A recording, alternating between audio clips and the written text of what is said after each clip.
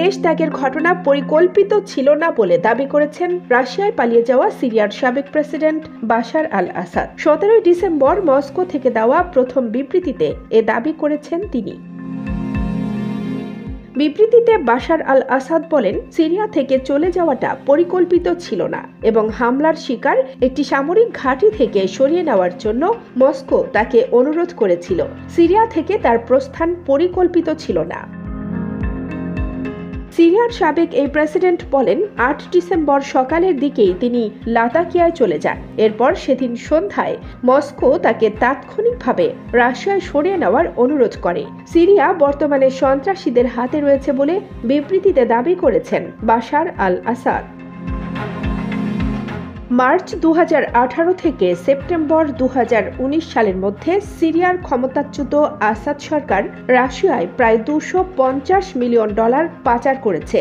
17 December the economic টাইমসের প্রতিবেদনে উঠে এসেছে এই চাঞ্চল্যকর তথ্য।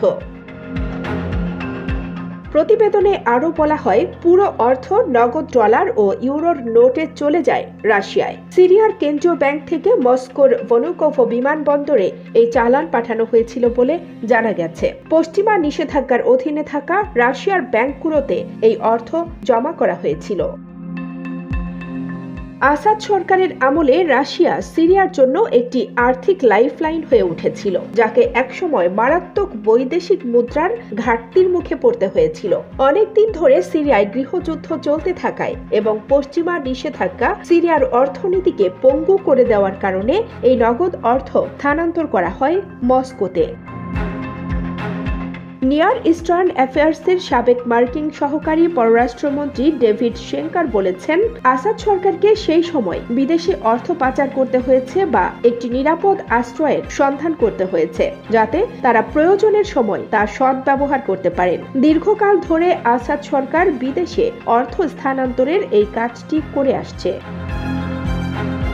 সিরিয়ার লিগ্যাল ডেভেলপমেন্ট প্রোগ্রামের একজন সিনিয়র গবেষক ইয়াদ হামিদ নিশ্চিত করেছেন যে পশ্চিমা নিষেধাজ্ঞা এড়াতে আসাদ সরকারের জরুরি তহবিল হিসেবে ভূমিকা রেখেছে রাশিয়া, যার মধ্য দিয়ে সিরিয়ার বাইরে আসাদ পরিবারের সম্পদ ক্রমেই বাড়ছিল।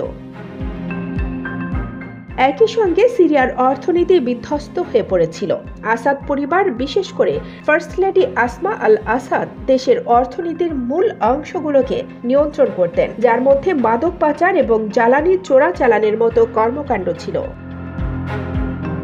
কানিজ ফাতেমা, নিপা, খবর সংযোগ।